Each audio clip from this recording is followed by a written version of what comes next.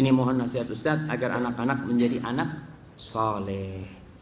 Betul jemaah, kita generasi sekarang ini Allah benar-benar menakutkan. Di satu sisi kita berbahagia, kita melihat cahaya Islam mulai menyeruak, menembus dinding dan tembok rumah-rumah umat Islam. Tapi di sisi lain kita melihat kemungkaran semakin merajalela. Dulu hal-hal yang tidak pernah kita dengar sekarang.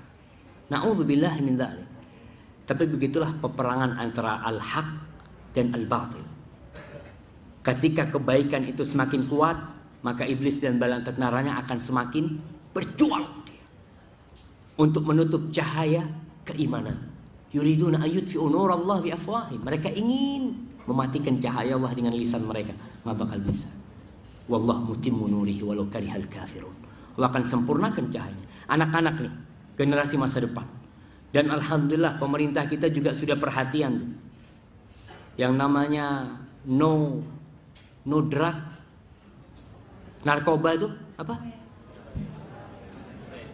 Di mana-mana itu sudah dipantau. Kenapa? Generasi masa depan gimana kalau generasinya generasi narkoba semua? Yang narkoba ini bukan orang miskin.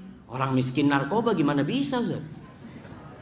Iya, katanya harganya itu mahal banget.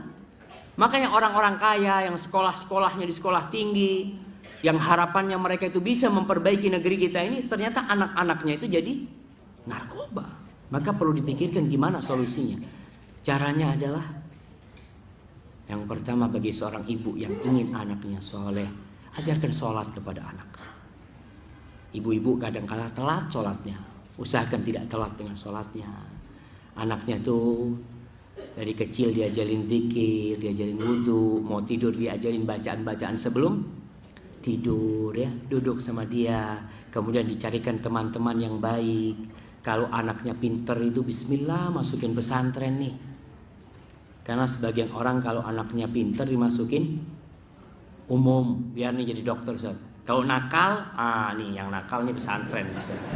Orang-orang gitu, kita gimana? Pesantren ini kumpulan orang-orang nakal akhirnya.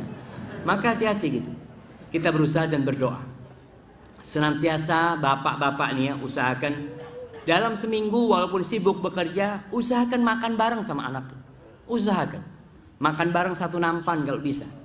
Sambil ngobrol di situ sama anaknya. Tanya sama anaknya. Biasanya kan sama ibunya terus. Kalian bapaknya, nak gimana sekolahmu? Kok sama teman-teman mainnya kemana gitu kan? Mungkin dia cerita anak main ini. Kita tahu dia berteman dengan siapa, apa yang dia lakukan. Dengarkan dari anak kita.